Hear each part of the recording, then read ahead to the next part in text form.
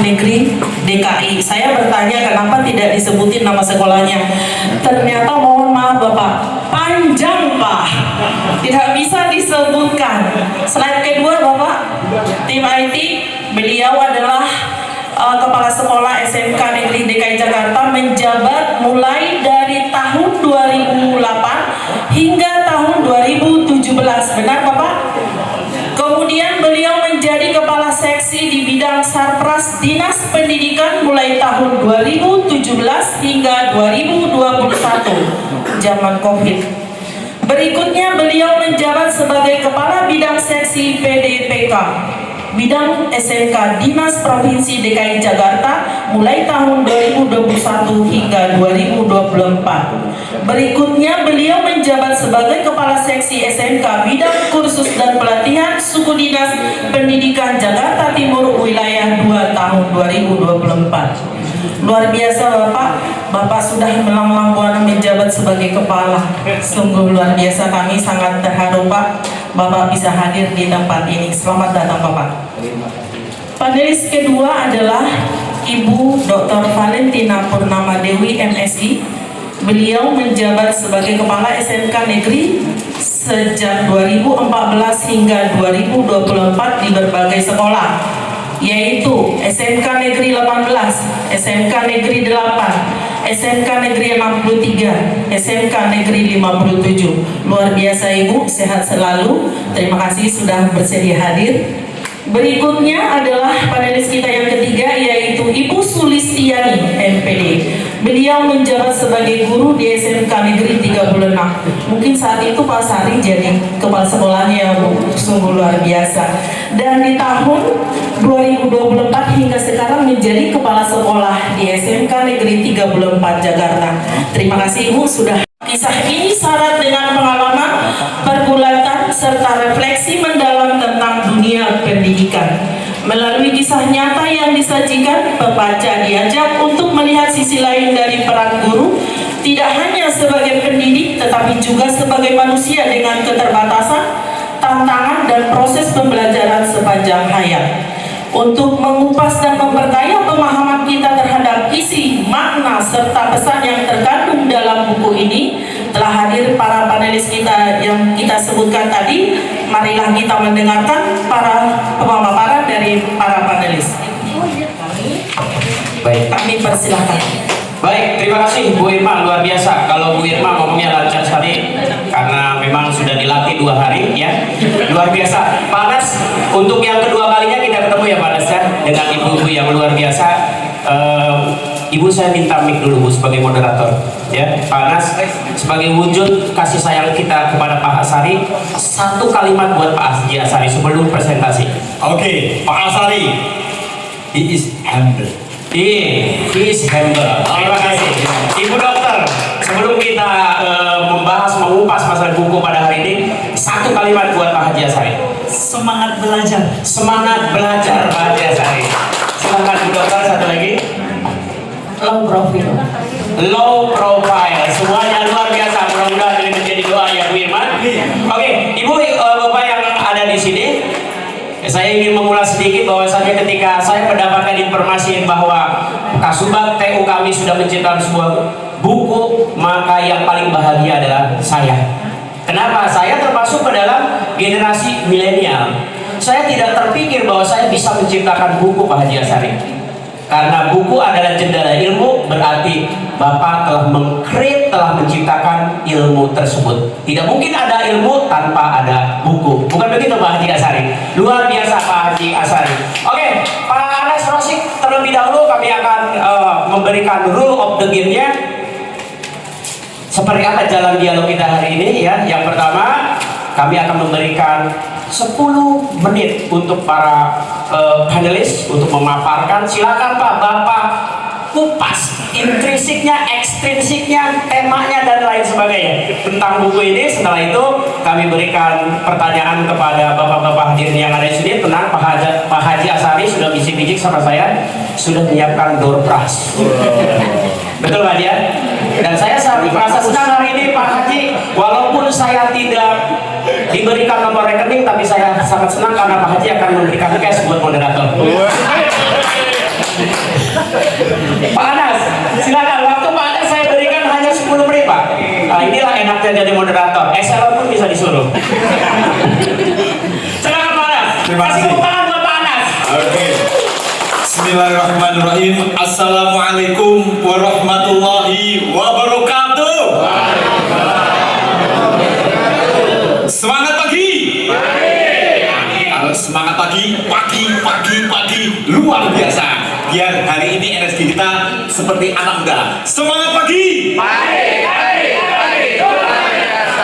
Alhamdulillahirabbil alamin wa bihi nasta'inu ala umuri dunya waddin. Asyhadu an la ilaha illallah al-malikul haqqul mubin wa asyhadu anna Muhammadan abduhu wa rasuluh shadiqul wa'dil amin.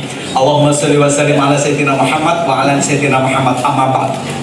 Yang sama-sama kita hormati Ketua P4, Kepala P4 Bapak Reza Mantopri, yang luar biasa kita kasih aplaus Bapak Ibu semuanya beserta Ibu Kasubag. Kemudian ada teman-teman yang sejajaran di lingkungan P4 juga, tapi di Jakarta Barat, di Jakarta Pak Harto Utara, kemudian Pak Nadi dan teman-teman semuanya. Yang saya hormati juga Bapak Ibu Kepala Sekolah yang hadir, Bapak Ibu Kasubag Tata Usaha yang hadir, dan hadirin yang tidak saya sebutkan satu persatu, termasuk di sini ada Pak Ketua Komite kata tadi, luar biasa. Tepuk tangan untuk kita semuanya. Oke, hadirin yang bahagia, puja dan syukur kita panjatkan kehadiran Allah Subhanahu wa taala atas karunianya kepada kita semuanya, sehingga pada kesempatan yang berbahagia ini kita bisa bersama-sama dalam acara yang luar biasa. Ada pantun nih Bapak Ibu. Camar terbang di angkasa. Melihat itu begitu indahnya. Apa kabar Ibu Bapak semuanya? Semoga sehat dan bahagia. Satu kurang Pak Reza. Iya. Jadi pantun yang kedua, Bang Mamat main kecapi, mendendangkan lagu-lagu Betawi. Selamat untuk Pak Asari yang sudah meluncurkan buku autobiografi. Sebuah karya yang luar biasa Pak Ibu, tradisi yang sangat bagus, dan tentunya ini menunjukkan siapa Pak Asari. Karena jarang, apalagi bangsa kita, kebiasaan kita untuk bisa menuliskan apa yang ada dalam benak kita, apalagi ini perjalanan, sehingga ini sangat luar biasa. Masih ada lagi satu pantun Bapak, mau? Oke. Pop asih pergi ke Lembang, pulangnya bawa kuaci. Terima kasih telah diundang untuk acara pada hari ini. Oke, ya. Bapak Ibu yang berbahagia, hari ini kita akan coba mengupas sebuah buku autobiografi dari Bapak Asari dengan judul Guru yang Tak Dirindukan. Saya Anas Rose, sahabat beliau, kenal Pak Asari kurang lebih tahun 2005, mohon maaf, 2005 atau 2006. Saat itu sama-sama masih culun. Saya jadi guru, Pak Asari jadi guru, nggak kenal. Tapi saat itu ada kegiatan di dinas, yaitu kegiatan Raimuna, Pramuka, yang diadakan oleh dinas untuk adik-adik kita SMK. Dan kebetulan Pak Asari terlibat, saya juga terlibat. Baru habis itu kenal, oh ini yang namanya Pak Asari. Orangnya hampir dari awal kocak, kemudian selalu bisa diajak untuk berbicara. Berikut kemudian waktu berjalan ketemu lagi sama Pak Asari dalam momen yang ternyata luar biasa, seleksi kepala sekolah. Dan saat itu luar biasa, seleksi kepala sekolah dengan penuh tantangan Bapak Ibu. Kita harus menyiapkan diri untuk bisa mengikuti psikotes, menyiapkan diri untuk mengikuti bahasa Inggris, menyiapkan diri untuk mengikuti wawancara dan paparan. Itu sungguh luar biasa. Dan kita ketemu saat itu, betapa saat itu betul-betul suasana kebatinan kita mengalami tantangan yang luar biasa. Tidak kenal siapa-siapa, kalau Pak Asari mungkin sudah kenal kali waktu itu. Tapi saya terus terang, guru yang dari SMK di 58 yang pelosok itu nggak kenal siapa-siapa, yang penting maju. Dan qadarullah di tahun itu 2007-2006 pengumuman, dan ternyata 30 orang terpilih. Sehingga disitulah ada ketemu lagi sama Pak Asari. Dan setelah itu pelatihan talent scouting sama Pak Asari yang dilakukan pada waktu puasa, dibimbing oleh orang-orang dari BPSDM kalau nggak salah itu kita puasa pagi-pagi sampai sore, kemudian pagi-pagi sampai sore terus sampai akhirnya kemudian kita ditasbihkan untuk bisa melaksanakan tugas di sekolah. Di Bapak yang berbahagia, selanjutnya kalau kita melihat apa yang sudah dibuatkan oleh Pak Asari sungguh luar biasa. Kalau saya amati bukunya diberi judul Guru yang Tak Dirindukan. Nah, dari kajian umumnya judulnya sudah memberikan sesuatu yang mempertanyakan. Orang kebanyakan akan mesti menampilkan guru yang dirindukan, tapi Pak Asri lain. Dia ingin orang bisa mengulik, membuka, mendalami apa yang ada dalam buku itu. Maka dibuat judul yang tidak biasa, guru yang tak dirindukan. Saat saya baca, saya telasari, ternyata justru beliaulah yang mungkin karena punya rasa mimpi yang tinggi, punya harapan yang kuat bahwa saya harus bisa menjadi guru yang hebat di tempat yang hebat, karena mata pelajaran beliau adalah kimia, sehingga dia inginnya kalau kimia itu mengajar di SMA, di mana itu pelajaran utama, sedangkan kalau beliau di SMK mungkin kimia itu hanya pelajaran tambahan. Tapi disitulah beliau, meskipun beliau itu berada di tempat yang mungkin tidak diharapkan, namun dia tetap untuk bisa memberikan yang terbaik untuk tempat kerjanya. Dan disitulah diambil judul yang saya kira pasti orang-orang akan melihat dari covernya itu bahwa kita kok kayaknya ini aneh, sehingga bisa untuk membuka dan membacanya. Yang berikutnya dari bahasa Pak Asari dengan kehambelannya, saya katakan tadi itu dituturkan dengan begitu sederhana, menggunakan bahasa yang bisa kita cerna, menggunakan bahasa yang ada dalam lingkungan kita, sehingga begitu membaca seolah kita bisa melihat Asari mulai dari kecil sampai Asari besar, dari remaja, dewasa, sampai akhirnya hari ini mau mendekati pensiun.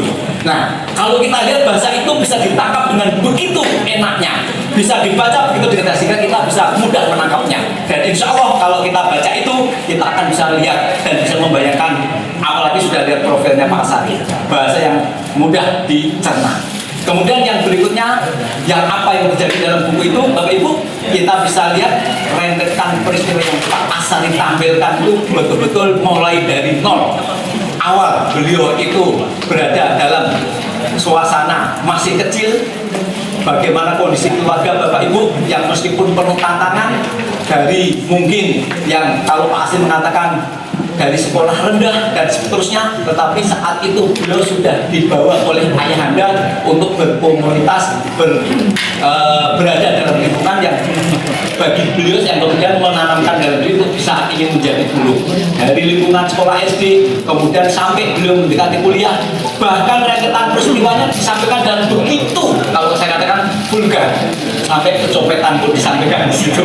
Jadi ternyata orang dari Tegal datang ke Jakarta pertama, lihat Pulau Gadung yang begitu luar biasa, sampai dompetnya kecopetan pun beliau juga tidak tahu. Dan ini merupakan bukti kejujuran apa yang ingin disampaikan oleh Pak Asari yang dialami, sehingga ini betul-betul bisa menarik kita untuk bisa menjadi pelajaran yang luar biasa. Overview-nya itu Bapak Ibu, judulnya tak biasa, bahasanya sederhana, isinya kejujuran Pak Asari. Benar tidak melihat slide, kayaknya udah paham benar tentang Pak Asari ya. Tidak rugi kita memanggil Pak Anas ya. Baik, Ibu Bapak yang saya hormati, panelis kita yang kedua ya, siap-siap Ibu ya, sudah siap Ibu. Nanti silakan Ibu Bapak diri di sini untuk mempersiapkan pertanyaan apa saja, bisa ke penulis buku juga bisa langsung. Panelis yang kedua siapa Bu Irma, silakan. Ibu Valentine, kasih applause meriah untuk Ibu Valentine. Ibu mohon maaf, waktunya kita kurangi dikit menjadi 7 menit. Karena Pak Anas tadi sudah lebih 3 menit. Iya, iya, tidak apa-apa Pak. Silakan Ibu Valentine.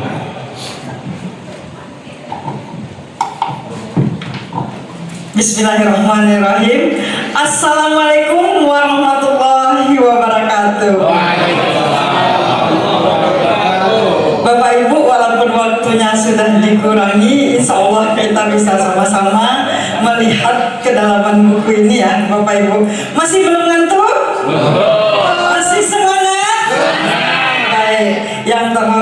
Bapak Ibu dari jajaran Sudin yang saya hormati dan saya banggakan, Kepala SMK 56 Jakarta, Bapak Nadina yang sudah membuat acara dari penulis Dr. Azari MPD yang bukunya adalah Guru yang Tidak Dirindukan ini menjadi luar biasa. Setuju Bapak Ibu?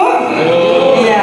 Selanjutnya yang saya hormati Bapak Ibu Kepala Sekolah dan semua yang hadir dalam ruangan ini. Syukur alhamdulillah kita ucapkan kepada Allah dan salawat kepada Nabi besar kita Muhammad sallallahu alaihi wasallam yang sudah memberikan kesempatan kesehatan kepada kita sehingga luar biasa sekali ya kita bisa berkumpul dalam ruangan yang ilmiah ini ruang ilmiah ya Bapak Ibu, yang seumur-umur saya menjadi guru dan jadi kepala sekolah belum pernah terjadi. Tepuk tangan untuk Pak Nadina dan Pak Azari. Kalaupun saya Pak Anas ini adalah yang selalu memberi motivasi kepada kita, tapi banyak motivasi yang beliau berikan ya, yang hari ini semuanya jadi ingin kita tuliskan dalam bentuk buku. Bapak Ibu, karena Pak Anas tadi sudah menceritakan secara global dan saya mendapatkan 4 tugas dari Pak Azari, dan di sini saya menulis dan melihat dari sisi globalnya dulu. Ulasan buku ini berjudul Guru yang Tak Dirindukan, yang ditulis oleh Dr. Azari SPD MSI. Nah, buku ini Bapak dan Ibu, kalau Bapak Ibu baca, ini akan membawa kita sebagai pembaca membayangkan perjuangan dan cita-cita seorang ayah dan berkat dukungan lingkungannya. Bapak Ibu, di dalam sering ya kata-kata yang kita sampaikan kepada anak-anak bahwa tidak akan berubah ya nasib kamu kalau kamu tidak rajin belajar, begitu ya. Nah, ini bisa kita lihat di buku ini, luar biasa sekali, menginspirasi ya. Contoh yang diberikan oleh seorang ayah kepada anaknya untuk mencapai cita-cita tanpa memaksa dan menumbuhkan semangat juang dari Azari kecil sampai dewasa untuk mencapai cita-citanya itu. Apa yang ditanamkan oleh orang tuanya adalah kepercayaan diri, kesungguhan, kejujuran, sehingga Azari kecil itu tidak pernah merasa minder, tetapi selalu menempatkan diri dan memanfaatkan semua fasilitas sosial untuk menambah pengetahuan dan belajar. Bapak dan Ibu, ini kita lihat di bab pertamanya. Dan di buku ini kita juga melihat kejujuran si penulis Dr. Azari ini mengungkapkan sisi terendah dari karirnya. Nah, ini sangat sulit ya Bapak dan Ibu, dan hubungan sosialnya sebagai pimpinan yang belum ditemukan dalam karya lainnya kalau menurut saya. Dan di bab ini juga Pak Azari atau penulis menceritakan dirinya juga tidak membiarkan lingkungan sosialnya sehingga dia menjadi mak jomblang gitu lah. Ada unsur dukungan juga dari keluarganya. Luar biasa ya Bapak Ibu. Sebetulnya hal ini banyak dialami oleh diri Bapak dan Ibu sendiri, tetapi kita tidak bisa menuliskannya dalam bentuk sebuah tulisan gitu ya. Nah, yang saya kenal, ini tambahan dari saya, seorang istri pendamping Pak Azari ini bukan hanya mendorong saat Pak Azari jadi kepala sekolah saja. Dulu di SMK Negeri 29 saat kami bersama-sama, istri Pak Azari juga aktif di PKK di sekolah. Yang tadinya terkotak-kotak guru adaptif, normatif, kemudian guru produktif itu sendiri-sendiri, dan adaptif itu tidak masuk dalam manajemen sekolah. Dan istri Pak Azari dengan ilmu yang dia miliki membawa makanan, kemudian dengan makanan itu kita guyup semuanya Bapak dan Ibu. cairlah itu tadi batas-batasan tadi. Itu yang tertulis di dalam buku itu, yang secara tersirat sedikit, tetapi itu diceritakan di 36, tidak di 29 ya Bapak Ibu. Nah, saya mengingatkannya, ada kejadian itu di 29. Kemudian di halaman 106 kita lihat, ini adalah kejadian di 29 Bapak Ibu. Ini di bahagian pertama, buah reformasi di SMK Negeri 29. Nah, penulis memaparkan di bab sebelumnya itu bahwa dia adalah seorang berpikiran maju dan optimis. Terlihat dari biodatanya hanya waktu pendek-pendek saja udah berpindah tempat ya Bapak Ibu. Kemudian mempunyai semangat dan tidak pernah memandang negatif kepada seseorang. Itu yang luar biasa Bapak Ibu.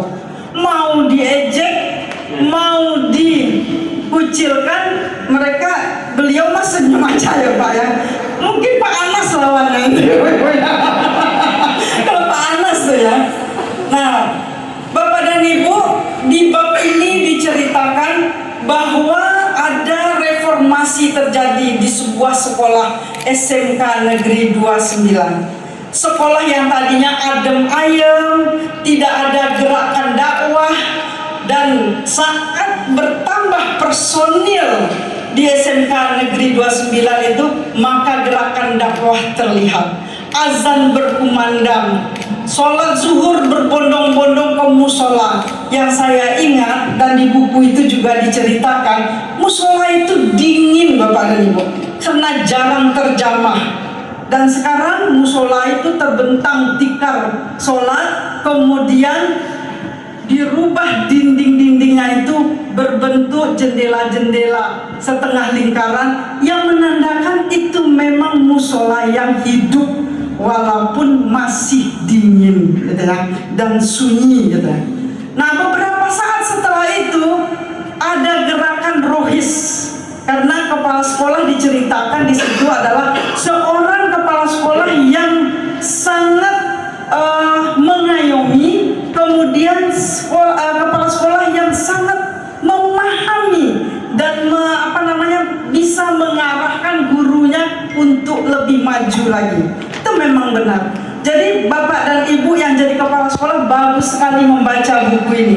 Di halaman 106 itu dan satu bab itu mengupas tentang keberadaan kepala sekolah, bukan hanya duduk di ruang guru, tetapi kepala sekolah melihat satu-satu gurunya, apa kemauan gurunya yang mau belajar diarahkan ke arah pembelajaran, gurunya yang ingin jadi manajemen diarahkan, gurunya yang bermasalah dijelaskan. Ini terbaca atau dijelaskan di halaman sampai 109. Itu Bapak dan Ibu bisa melihat. Sehingga di SMK Negeri 29 itu yang tadinya siswanya tawuran, dengan penanaman nilai-nilai kerohanian, maka tawuran tadi bisa dikurangi.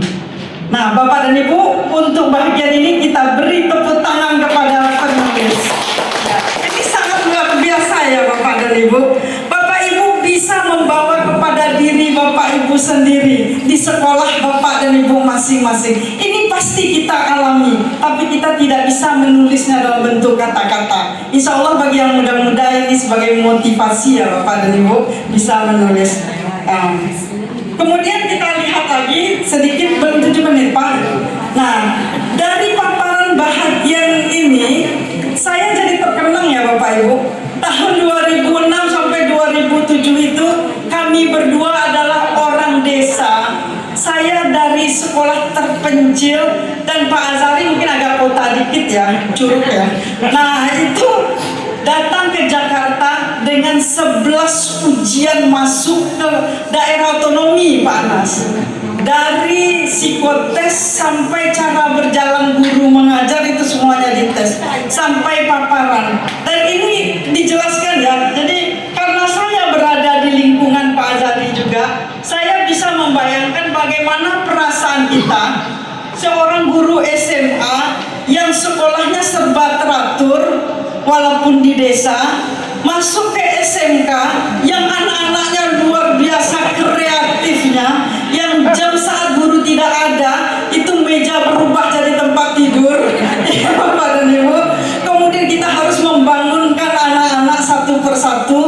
ya. Dan itu kita juga tidak perlu meramu pelajaran supaya menarik. Kita cukup membuat cerita yang bisa menarik perhatian anak. Jadi saat saya mengajar, saya menceritakan kepada anak-anak pengalaman belajar di daerah terpencil. Nah, kemudian anak-anak akan lebih tertarik dengan cerita itu dibandingkan dengan pelajaran fisika. Nah, sehingga waktu kita keluar dari kelas, mereka terima kasih bu gitu. Nah, saya harus belajar sampai ke liang lahat, ya. Saya menulis buku sampai sekarang tidak jadi-jadi, teman-teman. Kebanyakan pemikiran. Tetapi dengan membaca buku Pak Azhari ini kita menjadi termotivasi bahwa hidup itu perlu ada rekaman jejaknya. Dan ini perlu kita berikan kepada generasi penerus. Bapak Ibu yang muda-muda setelah membaca buku ini akan lebih bersemangat untuk mengajar di kelas. Bapak Ibu kepala sekolah akan lebih semangat untuk melihat teman-teman kita dan mengarahkan teman-teman kita. Bagi orang seperti saya yang sudah tidak berada di lingkungan sekolah lagi, akan menjadi sebuah pengalaman bahwa tidak ada kata tidak sanggup dalam hidup kita ini. Semuanya bisa kita rubah. Kita beri tepuk tangan untuk buku guru yang tidak dirindukan. Ya, Bapak dan Ibu, ujian jadi kepala sekolah tidak saya bahas karena waktu saya 7 menit dan Pak Anas tadi sudah membahas. Ya Pak Anas ya. Terima kasih Bapak dan Ibu, terima kasih Pak Azhari. Saya sudah diajak bersama-sama di ruang ilmiah ini. Terima kasih Pak Nadina. Ini benar-benar luar biasa. Terima kasih Bapak dan Ibu. Kemudian jadi kita bersilaturahmi lagi. Ini andai kata bisa mengulang waktu, saya ingin membuat acara seperti ini Bapak dan Ibu. Ini adalah acara ilmiah, acara yang akan membuka wawasan kita. Nah, Bapak dan Ibu yang masih bertugas, ini adalah contoh. Insya Allah bisa dilaksanakan di sekolah yang lain lagi. Dan Bapak Ibu dari jajaran Sudin bisa setiap bulan untuk meluncing buku-buku baru gitu. Bapak dan Ibu, mohon maaf jika ada hal-hal dalam ulasan ini yang kurang berkenan. Itu saja yang bisa saya sampaikan karena waktunya 7 menit. Bapak Ibu tetap semangat? Semangat. Assalamualaikum warahmatullahi wabarakatuh. Luar biasa. Terima kasih warahmatullahi wabarakatuh. Masih semangat Bapak Ibu? Semangat pagi. Pagi luar biasa. Baik, tepuk tangan buat Bapak Ibu sendiri. Silakan.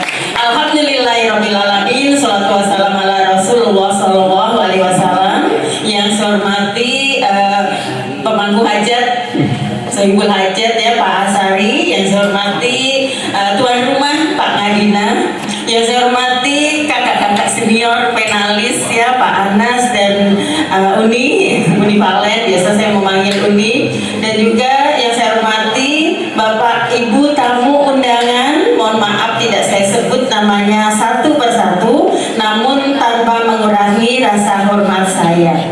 Alhamdulillah, puji syukur kepada Allah Subhanahu wa Ta'ala. Siang hari ini kita bisa silaturahim, yang tujuan utama kita adalah silaturahmi, seperti apa yang disampaikan oleh Pak Riza tadi. Ini lebih penting dari apapun, dari isi acara-acara yang kita kemas hari ini. Yang kedua, kita menuntut ilmu dan membedah buku adalah mengkaji isi dari buku itu, yang mana di dalam buku itu sendiri isinya sangat luar biasa semua. Saya memberikan aplaus dan apresiasi yang sangat besar kepada Pak Azhari terkait hasil apa yang telah ditulis menjadi sebuah buku ini. Kalau tadi kakak-kakak penalis bercerita atau mengemukakan bagaimana pengalaman beliau lebih kepada teman ya, teman-teman seangkatan segini, saya akan bercerita lebih sebagai anak buah ke bapak buah ya. Ya, saya mantan anak buahnya Pak Azhari. Maka kenapa ketika saya ditanya satu kata untuk Pak Azhari, low profile yang saya jawab. Jadi rasanya tidak ada sekat antara bapak buah dan anak buah ketika saya menjadi anak buahnya. Nggak tahu di sini begitu nggak Bu Irma? Sama ya. Kasih aplaus dong buat Pak Asari. Sama. Kan makanya dimanapun berada beliau akan tetap seperti itu. Low profile itu yang saya rasakan. Bahkan ketika ada hal-hal penting yang mau didiskusikan ya Pak Asri, tapi tidak dimasuk nih Pak di buku ini setelah saya simak ya. Padahal menurut saya ini adalah strategi atau kebijakan yang sangat penting ya. Ketika itu nanti saya masukkan aja dari sini aja deh, dari unggul komparatif menjadi kompetitif, itu aja bisa dari situ ya. Nah saya juga sebenarnya awalnya agak bingung, kenapa kok saya diajak diminta jadi penalis, padahal kita bergaul jadi bapak buah dan anak buah hanya setahun ya Pak. Namun walaupun singkat setahun, kita banyak memiliki ini ya, ada kesamaan pemikiran. Kemudian sampai-sampai ketika putri beliau ditugaskan ke Bangka Belitung, di Belitung, beliau telepon saya, anak saya ditugaskan di Belitung mau cari kosan, saya bantu. Kebetulan saya kan orang kelautan perikanan, jadi jangkauan saya itu sering luas ke daerah-daerah, punya banyak teman di semua provinsi gitu. Karena itulah keunggulan, karena di jurusan-jurusan yang itu ya spesifik, sehingga bisa meluas menjangkau ke seluruh pelosok negeri untuk pertemanan dan persahabatannya. Saya kebagian judul Bapak Ibu, mohon maaf agak ngebut, sebentar lagi sudah azan ya. Yang pertama dikasih judul meyakini investasi aset nirwujud. Boleh langsung di ini saja Bapak ya. Di sini saya tidak usah ngupas panjang kali ya Bapak Ibu, karena saya yakin semuanya sudah paham. Ini kita sepaham ya. Karena gini, rata-rata kita, apalagi anak-anak muda, saya juga rasa masih muda ya. Yang namanya aset itu adalah berbentuk materi, fisik, harta, benda. Nah di dalam buku ini dan juga apa yang pernah saya dengar dan saya dapat petuah dari Pak Asari, yang namanya aset itu tidak seperti yang tadi saya sebutkan. Namun aset yang paling penting, yang paling berharga itu adalah aset sumber daya manusia. Bagaimana kita meningkatkan capability kita, meningkatkan nilai jual ya, bahasanya jual kita untuk bisa lebih eksis menghadapi tantangan-tantangan yang ada di depan kita. Di sini di buku ini dituliskan, saya garis bawahi ambil mana yang penting. Investasi pengembangan diri atau biasa disebut investasi tidak berwujud atau intangible asset seperti pendidikan dan penelitian ini dianggap sebagai investasi yang akan menghasilkan pengembalian. Artinya begini Bapak Ibu, Pak Asari meyakini bahwa dengan pendidikan yang semakin tinggi, dan bukan meyakini saja ya, mengajarkan kepada kami dulu ya, dengan pendidikan yang semakin tinggi, skill yang semakin meningkat, itu akan membuahkan hasil yang lebih untuk kita. Walaupun di awalnya kita berkorban dulu. Berkorbannya apa? Kita belajar keras lagi. Kita mengeluarkan uang lagi untuk biaya pendidikan. Bahkan ketika beliau mau ngambil S2, ketika itu ada omongan ya Pak ya, ngapain jadi guru kan cukup S1, ngapain ngambil S2 segala, apalagi ditambah biaya untuk kuliah itu juga tidak sedikit ya, kemudian harus berbagi dengan dapur, berbagi dengan operasional, tambah lagi harus menyisihkan biaya pendidikan lagi yang tidak sedikit. Sebagian kita, bahkan sebagian orang besar akan juga berpikir seperti itu, sayang-sayang gak ada gunanya, kadang-kadang memang nggak ada pengaruhnya di pangkat dan golongan ya Pak. Ya itu yang saya rasakan ya nggak Pak? Iya. Atau nggak tahu kalau mungkin ada itu, alhamdulillah ya. Tapi kalau saya merasakan nggak ada, ya kan? Karena nanti ketika harus kita daftarkan untuk kenaikan pangkat banyak syaratnya ya. Harus ada surat belajar, padahal kita ngambil sekolahnya udah kemarin, jadi agak ribet ya udah. Tapi bagaimanapun di sini kata kuncinya, semakin baik pendidikan dan skill seseorang, maka pendapatan dan kontribusi besar. Jadi di sini ditekankan dalam pembahasan ini, kita sekolah atau kita belajar itu tidak ada rugi-ruginya, intinya gitu. Pasti ada buah besar yang dipetik di kemudian hari nanti.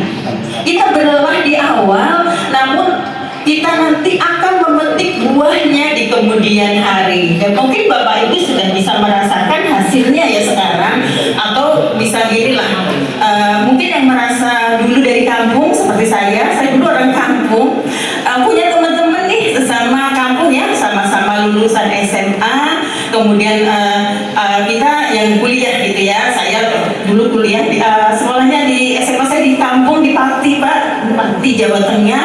Kan di antara teman-teman kampung itu dia semuanya kuliah, banyak masih tinggal di sana, dan sampai sekarang saya juga masih terjalin hubungan yang baik dengan teman-teman SMA saya. Suatu hari kita reuni, nanti ketemu nih, itu dari penampilan saja kita yang sekolah dengan tidak itu agak beda. Kamu masih awet muda, itu kan juga senang juga kita gitu. Tapi karena apa? Pengetahuan kita, wawasan kita dengan berpendidikan tadi, ini kan diri kita terisi sehingga memancarkan gitu ya, memancarkan setidaknya aura bahwa kita ini ada sinar lah, biasanya begitu, sinar. Kita terdidik sehingga menimbulkan bukan karena sukses ya sekarang udah jadi pejabat A, pejabat B, bukan karena itu, tapi lebih dari ilmunya. Jadi skill dan pendidikan ini akan mengiringi gitu ya, dengan sendirinya apa yang akan kita ciptakan. Jadi tidak ada ruginya di sini dengan berpendidikan yang lebih tinggi. Jadi semakin tinggi itu semakin baik. Bukankah Allah juga memerintahkan kepada kita ya untuk menuntut ilmu, bukan hanya ketika kita masih kecil, remaja, tapi juga sampai liang lahat nanti kita harus tetap belajar. Jadi itu yang mungkin bisa menguatkan kita semua. Berikutnya itu adalah yang judul konselor dan motivasi guru. Dalam bab ini Pak Asari mengisahkan bagaimana peran beliau sebagai kepala sekolah tidak hanya menjadi pemimpin pembelajaran di sekolahnya saja, tetapi juga memberikan konseling kepada guru-guru yang bermasalah. Dan ada dua cerita yang dikupas Pak Asari di dalam bab ini. Yang pertama ketika menjumpai salah satu guru yang sering terlambat, bapak-bapak ya, terlambat rumahnya, ketika ditanya karena sering, kalau satu kali dua kali mungkin tidak masih ditoleransi ya, tapi karena sering akhirnya dipanggillah bapak-bapak ini yang sering terlambat. Kenapa terlambat? Jaraknya sangat jauh di Gunung Putri ya Pak Asari ya. Jadi pilihannya dua, Bapak mendekati sekolah atau sekolah yang mendekati rumah Bapak, rumah Bapak yang mendekati sekolah atau sekolah yang mendekati rumah Bapak. Artinya apa? Mau dipindahkan ke sana atau rumahnya yang pindah ke sini. Dan akhirnya guru tersebut memilih opsi yang pertama, rumahnya yang di Gunung Putri dijual, pindah ke Tanjung Priok sehingga jaraknya dekat. Ini azan? Belum, tempat yang jauh ya. Dan setelah jarak dekat, akhirnya guru tersebut berubah dari semula dicap teman-temannya malas menjadi rajin. Karena apa? Kenapa malas? Dianggap malas kemarin karena jarak tempuhnya yang jauh, dengan naik motor bisa 90 sampai 120 menit, itu menguras energi di jalan. Mana 5 nama? Ya, siapa kepala SMK 29 yang berasal dari SMK 56? Saud duluan. Ya, Pak Bayu. Mulai Iya. Wah, bagus Pak Munar Purba itu adalah. Mana Pak Kasudin datang? Alhamdulillah. Pak Bayu, ini kunci ya Pak Munar Purba. Ya, selamat datang Pak Kasudin JB. Ini dipoto. Ya. Ya, mohon teman-teman untuk kembali.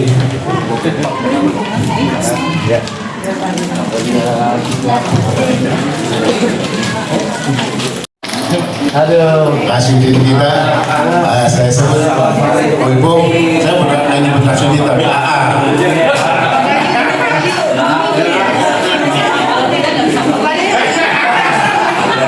Ya, ini satu komunitas dengan Ibu Sulis.